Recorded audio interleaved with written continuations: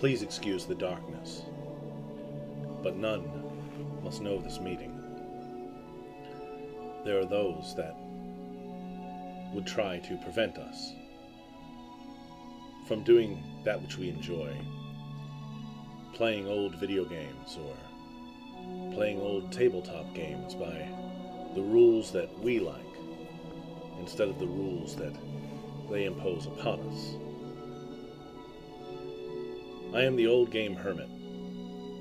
My name is Kyler, and I welcome you to my home. Usually, people know me through my website, oldgamehermit.com, which is famous for two things mainly. I talk about old video games, and I talk about Dungeons and Dragons. And today, that's what I'd like to discuss. I'm posting this video on the 31st of July in 2025, and just less than 24 hours ago, there's been an interesting development that I'd like to discuss with everyone. So if you don't mind, please allow me to get comfortable, and let's talk a bit about the current state of Dungeons and Dragons. So as I'm sure many of you know, D&D of late has been fractured, we could say. It's a hobby that has long been dominated by nerds and people that tend to gather in small circles. And then about 10 years ago or so, the hobby saw an expansion thanks to things like Critical Role and actual plays, live streaming, all of that.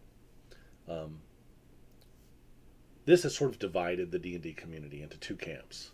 The old school, the grognards, and then the newer theater kids, as often it's called.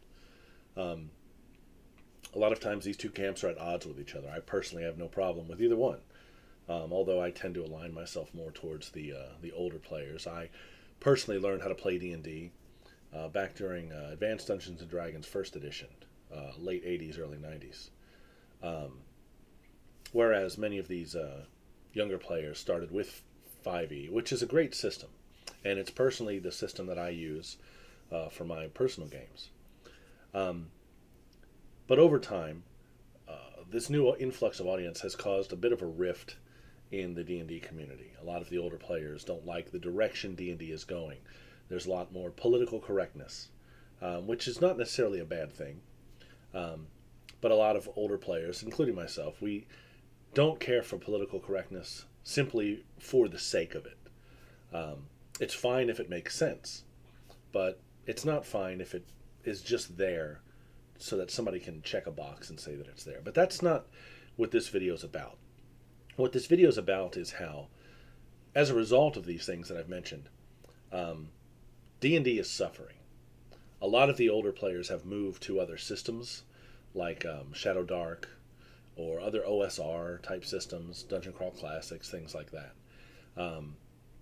And lately, the latest edition of D&D, which is what they call D&D Next, or 5.5, or D&D 2024, whatever you want to call it, really drove this wedge even further. And personally for me, I decided against using these new rules in my personal game. Now, I did buy these books, and I have them here.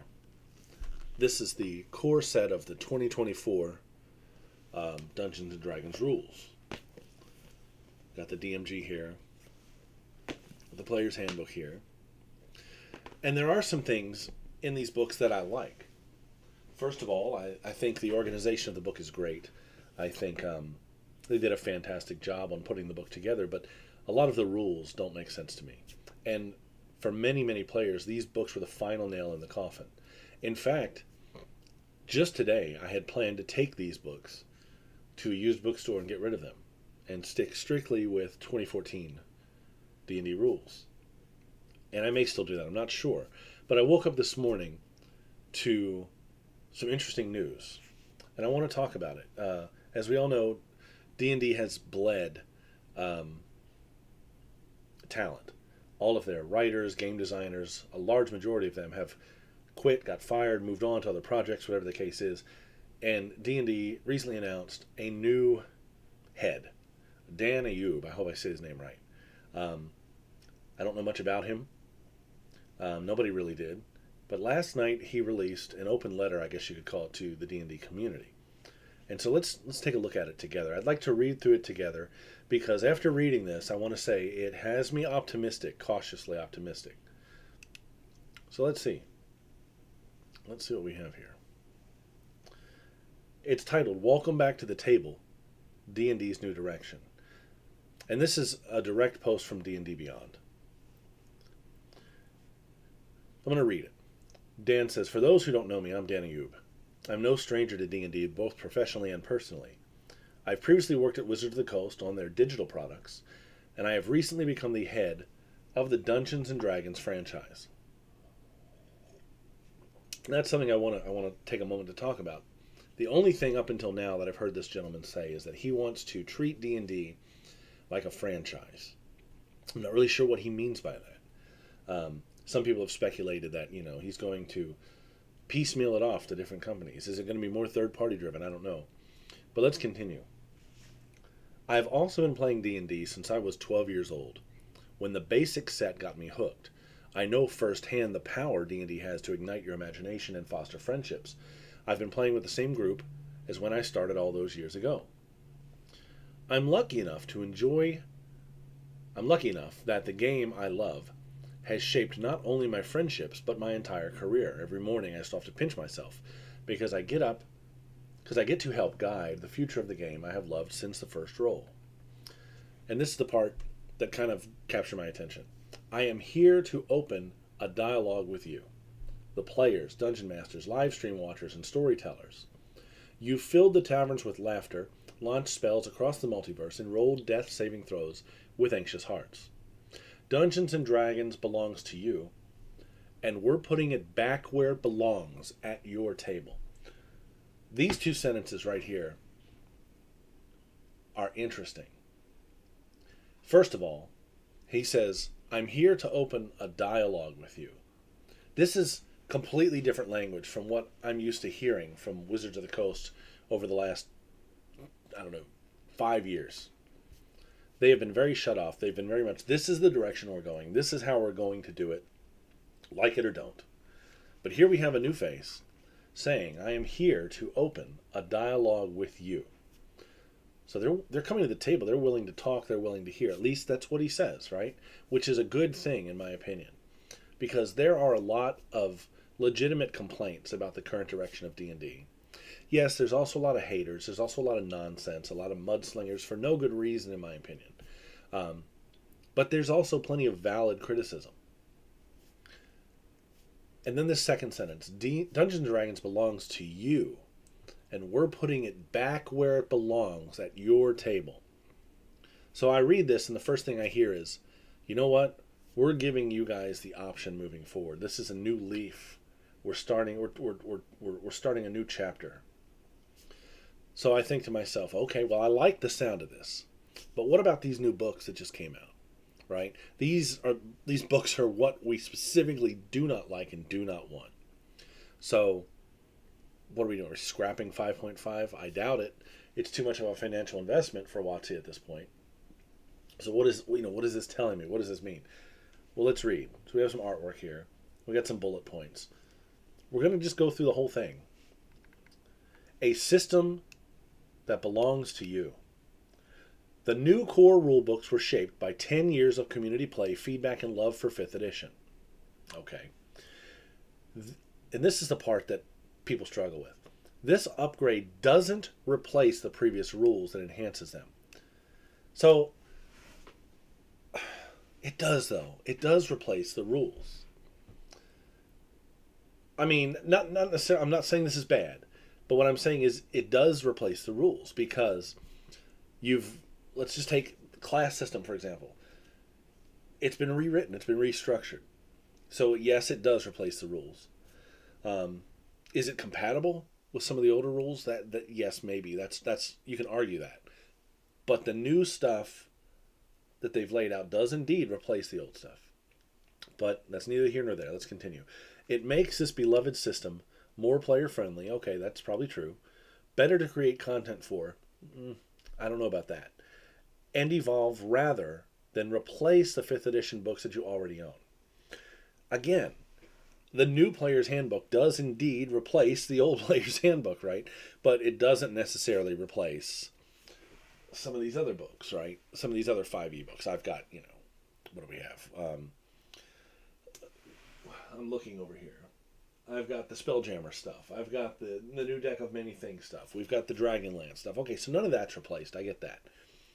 But the new PHB, DMG, and Monster Manual, they do replace the 2014 versions of those books in the eyes of Wizards of the Coast. So here we have a stronger SRD step-by-step. Now, if you don't know, the SRD is basically the open source core bone D&D rules that anybody can take and use however they please. This is what third-party developers use when they make content that's compatible with Dungeons & Dragons. So alongside the content provided in the new rulebooks, we're updating the system reference document on a rolling basis. So this is good. They're going to continue to amend it and roll it as it goes, or keep it going as changes happen. We're committed to long-term access and support of this resource through the errata process, which is good. This is needed because when you find an exploit in the rules or something people can take advantage of, or a rule that has unintended consequences when combined with another rule or spell, it's important to be able to patch that, right? The problem with paper books is that requires a second printing, and then everybody at the table has to have the new printing, whatever. But the fact that the SRD is going to be updated in this way is good. As he says, this ensures the SRD will remain up to date with the latest standards and mechanics for creators to use in their works. Okay, I don't create content for the internet. I create content for my table. I have homebrew rules and things like that. But this is good for those that do. It doesn't really apply to me personally. It probably doesn't apply to most of you. Now this is something different. I don't really know. Run your D&D Beyond content on maps. No subscription required. Starting September 16th, in time with the release of the Heroes of the Borderland, the all-new, all D&D Beyond users can run games on the Maps virtual tabletop. No subscription required. I've never heard of Maps virtual tabletop. Let's see what it is. Maps. Oh, okay. Okay. How did I miss this? Maps, the official D&D VTT. Didn't this have a different name at one point? Wasn't this called something else? As someone who actually writes D&D related reviews, I probably should know this. I know it now. So let's see. This is pretty cool. You can make... I see. That's interesting. Now, I don't use digital products like this at my table. Some of my players use D&D Beyond for their character sheets and all that, and that's great. But I just don't have the means. I don't have,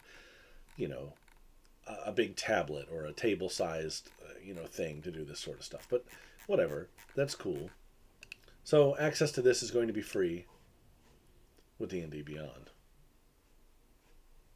That's actually a pretty big perk. So it's not saying a paid subscription. It's saying all D&D Beyond registered users can run games on maps. Okay, I like it. The core experience will be made available to everyone. If you own a map module or an adventure on D&D Beyond, you can use it in maps. Okay, so that is pretty cool. So again, talking about the two camps, there's those of us that still use paper. I have a rollout map with wet erase markers that I use. But some people who have the means, more technologically advanced, want to use the modern things. This is fantastic. It definitely looks good, right? That looks better than black lines on a piece of, gray graph paper for sure. Our master tier subscription will unlock more customizability for DMs who need it. You'll be able to upload homebrew maps, custom tokens, and excite. Okay, so again, really cool. My problem is, what am I going to have, some big tablet that I show people? It just doesn't work for me personally. But all of this is good. Nothing bad about this whatsoever. From the community, for the community. We're laying the groundwork for a new initiative that will bring community voices directly into the room. This is probably the most important sentence I've read so far. This is telling me, at least what they're saying, is that Wizards of the Coast is now willing to listen to some of the criticisms that they're hearing online. And again, I want to stress, I understand that there are these idiots out there that will just poo-poo anything that WotC does. And I get not wanting to listen to that. But those are actually rare. I'm part of a huge scene on X of, we'll say OSR people, right? People who love Dungeons & Dragons but no longer love the current Dungeons & Dragons. And most of what these guys complain about is valid stuff, okay? It's not just nonsense. It's not mindless drivel. They have, me personally, in 2024 rules got rid of half-elves and half-orcs, and the general consensus among the OSR community is this was done as some sort of racially motivated virtue signaling, because if you are half a race, you are less than. Let's do African Americans, for example, right? You're half black. Well, we're not talking about white people, black people, Chinese people. We're not talking about that in D&D. We're talking about fantasy creatures, elves, dwarves, gnomes. I don't remember the last time I went to the grocery store and stood in line behind a gnome. You know what I'm saying? These things don't exist. A half-elf can't be offended by the fact that there's half-elves in the player's handbook. And I also want to point out that a lot of the legacy books and stories that involve things like half-elves really have a racial moral to the story. They're used in a positive way. Dragonlance comes to mind. One of the lead characters of the Dragonlance saga is Tanis, half-elven, a man who is half-elf, half-human. And he struggles with his own racial identity. He doesn't know where to belong. He doesn't know if he belongs in the human community. He doesn't know if he belongs to the elven community. He doesn't feel at home fully in either community. And it isn't until the end of the story arc where he really embraces who he is that he finds peace. And the moral of the story is, be yourself, embrace who you are, faults and all, differences and all. That's a positive message. It's not a negative message. You know what I'm saying? And there are people in the books who look at him, look down on him for his mixed heritage. But they're not portrayed as good guys. They're portrayed as bullies, as bad guys. Anything negative in this world, whether it's slavery, whether it's racial tension, can all be used for good, right? And historically, D&D has illustrated that point perfectly. But when you take away half-elves and half-orcs and things like that from D&D, or when you no longer make orcs monsters because somehow orcs are now Hispanic people, or like what is that? Like, to me, that's offensive.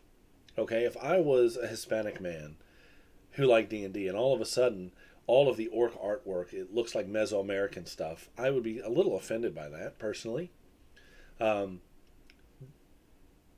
these are the kind of concerns that a lot of the people that I conglomerate with online have.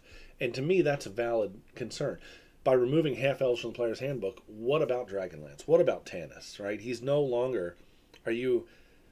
sure, those stories exist, but what if I was someone who's inspired by that character and I wanted to make a half-elf and now I can't? Sure, I can roll an elf and say I'm a half-elf, but it's not the same thing, right? Bring community voices directly into the room. These are what I just expressed to you is the kind of stuff I want WotC to hear. This is what I want them to consider. So I really hope they do invite community voices. Our goal is to create a rotating advisory group made up of creators, publishers, educators, and fans who can help us shape future tools, policies, and content in a real ongoing way. This word, rotating, is the most important thing. Create a rotating advisory group. So this is telling me that WotC's plan is not only to bring in community voices, but to not have the same voices just there all the time. Because when you do that, you're getting the same feedback. Everybody has an agenda. You're getting the same feedback. So let's get somebody like me in there, right? Who said what I just said. But then let's get somebody else in there who might have a differing opinion. Hear what they have to say, right? I might have my extreme views. This other person might have their extreme views. But we listen to both. We meet in the middle. And that's all I think that anybody really wants. We all love D&D. We all want to see D&D succeed. I don't want to take these books to the used bookstore and throw them out if I don't have to, right? I'm not happy with what's in a lot of them. But if you're going to release some supplements that bring the things back that I want, I'm willing to talk about it. I'm willing to listen. We're still finalizing the structure and process, but our intention is clear. This isn't a one-time survey or PR move. He's saying it right here. This is not a PR move. It's about building lasting collaboration with the people who make D&D what it is. This is not a PR move. It's about building lasting collaboration. Please, please, please, Dan, please mean what you're saying here, because this is music to my ears. I hate how fractured the D&D community has become. I hate it. You know, I'm just going to come out and say it. There are groups that philosophically I ally with in the D&D community, but I don't like their rhetoric. They call modern players sparkle trolls, crap like that. I get it. Some of these people that come to the table and they look like they're right out of a freaking wax museum, or they look like a Christmas decoration. That's distracting. That's annoying. It makes me roll my eyes. But at the same time, everybody's a person and everybody deserves respect. You are immediately alienating potential audience members by pointing fingers and calling young D&D players, modern D&D players, the LGBT community, and all of this stuff names, which I get. By default, they're probably going to have opposing opinions from you, game-wise. But don't sow division, is my point.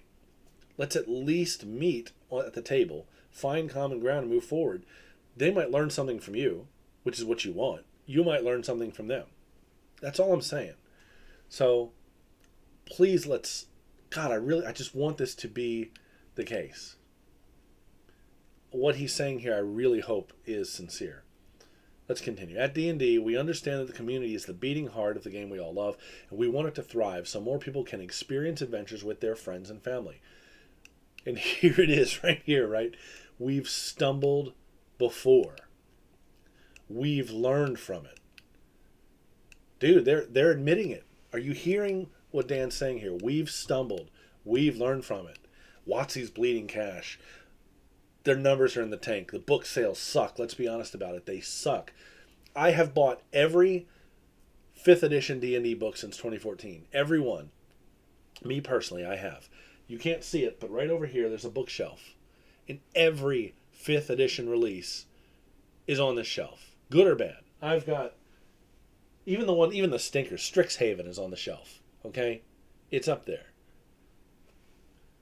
Not to mention all the third-party books that I have. I've bought all that stuff, and the other day when Dragon Delves came out, I didn't buy it. Do you know why I didn't buy it? Because I didn't like what I saw in the 2024 rule books. And I said, I'm not going to participate in this anymore. I'm not going to give WotC money. I'm not going to continue to buy this trash. I've got enough stuff from the 2014 rule set and all of the releases from Kobold Press and Goodman Games and all of this stuff. I've got enough. I could not play through everything I have in what's left of my lifetime. So why am I going to continue to give $50, $60 to WotC every other month? I was done with them. I was done. I was about to take these books to the store today and sell them. But now I might not, because of what Mr. Ayoub is saying here. We've stumbled before, we've learned from it. He is admitting, okay, we screwed up. And now we're committed to clearer communication, more transparency, and consistent support for players, creators, and publishers. And then he finishes this off by saying, this is just the beginning. This new direction for Dungeons & Dragons is already underway. We're here to earn your trust, not ask for it. We are here to earn your trust, not ask for it. That means, if you believe what he's saying here, WotC's about to put their money where their mouth is. He's going to show us why we shouldn't turn our backs. And like I said, I'm praying this is true. We're building a game that honors the past, listens in the present, and opens new doors for the future together. We're investing long term in this game. This is another important point because so many people have speculated that WotC's about to throw in the towel on D&D, that maybe they'll sell it or they're just going to go on autopilot mode and rubber stamp every third party thing that comes down the line. But he's saying we're not throwing it away. We're investing long term in this game, this community, and the stories we collectively tell. This means better digital tools, more open development, and more content built alongside players. We'll see you at the table. Signed, Dan Ayoub. To all of my fellow grognards out there that has made it this long in the video, I really want you to listen to me. Some of you guys know me, at least online, and you know what my opinions are. I find this to be extremely compelling. I think WotC may actually be making an effort here. I'd like to think so, right? This is definitely what we want to hear. So let's give them a shot. That's what I'm going to do. I'm going to give them a shot. I'm very excited by this because, and please don't take this the wrong way, I don't want to play Castles and Crusades. I don't want to play old school Essentials. I mean, those games are fun. Those are fine. And it's fun to play something different. And I own quite a bit of that. Heck, I even have Daggerheart over there because I'm curious. I'm interested. But at the end of the day, I grew up playing Dungeons and Dragons. The name is iconic. I want to play Dungeons and Dragons. Okay? Do you know how hard it is to get people to come play Castles and Crusades? What's that? Is that like D&D? Yeah, it's like D&D. Well, what's different? Then you got to go into this whole explanation, this whole rigmarole. But everybody knows what D&D is. Everybody knows what's coming when you say D&D. So, this is what I want, right? I want them to listen. And it's okay to have stuff in D&D that I don't like. I just won't use it. But when you cut things out of the game that I do like, it's so much harder to copy and paste it back in, right? It's difficult. Me personally, I don't like the elimination of racial stats from the game. I understand why they did it from a technical standpoint. I do. I mean, truly, I do. And do I think it makes the most sense? Admittedly, yes. I probably understand why they made that choice. And yes, I think it's probably better for the game. So, in this current campaign I'm running with my friends, I have patched those things back in. In my campaign document, I have included racial ability score modifiers. Because we're still playing the 2014 rules. And for those races that don't have them, well, you know what? I homebrewed it. I would be willing to switch to 2024 rules as long as I know that the support is going to be there, that the things that are missing are coming back in an official capacity. Heck, I might even try this virtual tabletop they're talking about. What do you guys think? I don't have the biggest audience on YouTube. I get that. But those of you that watch this video and take the time, leave a comment. Tell me what you think, because WotC's willing to listen to people and hear other opinions. So am I. Every time I get on X and read something from some of the other D&D guys that I follow, or girls even, I usually learn something. So I guess what I'm asking my friends in the Ozark community is, let's take this at face value. Let's see what Dan's about to do. It sounds like they're going to move pretty quickly. And I guess that's really all I've got to say. But I'm open to hear what you guys think. I really want to know what other members of the OSR and even some of the more modern players think about this. I don't see anything negative that can come from it. I think it's all positive. So that's kind of where I'm at with it. So I hope you guys agree, and let's see what's coming down the pike, because I'm excited. Hope everybody has a great day, and thanks for watching. Old Game Hermit.